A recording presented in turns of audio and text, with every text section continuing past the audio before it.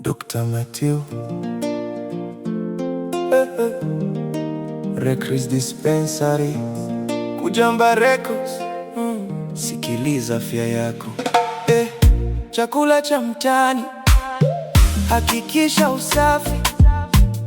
Maambukizi ya tumbo hayaji kwa bahati. Pylori inaweza kuingia kimya kimya.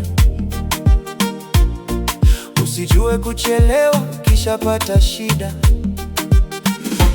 Pima mapema ujue ukweli wako. Usibashiri ugonjwa wa tumboni mwako. Afya ni mali, linda mwili wako. Kula salama, epuka hatari zako. Unakula haraka bila kuangalia mazingira. Mikono bila usafi, maji ya mashaka. Baada muda tumbo linaanza kulalamika. Kiungulia, gesi na maumivu yanazidi.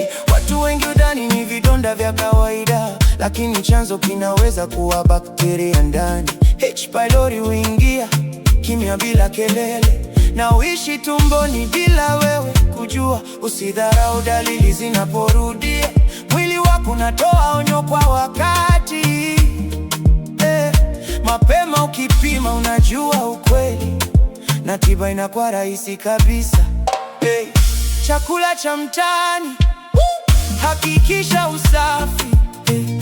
Maambukizi ya tumbo hayaji kwa bahati. H. pylori inaweza kuingia kimya kimya. Usijue kuchelewa ukishapata shida.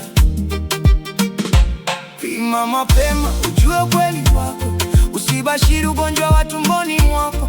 Afya ni mali, linda mwili wako. Kula salama, epuka hatari zako. Usafi wa mikono ni kinga ya kwanza. Maji safi na chakula kinachohifadhiwa vizuri. Ukikosa tahadhari ndogo za kila siku, unajifungulia mlango wa maambukizi.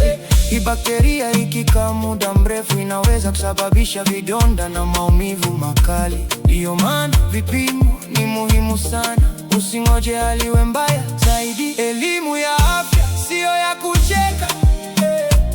Ni ulinzi wa maisha yako ya kila siku. Pima, tambua, kisha tibu sahihi. Hapo ndipo unapata amani ya mwili. Dr. Matthew Recris Dispensary Kujamba Records.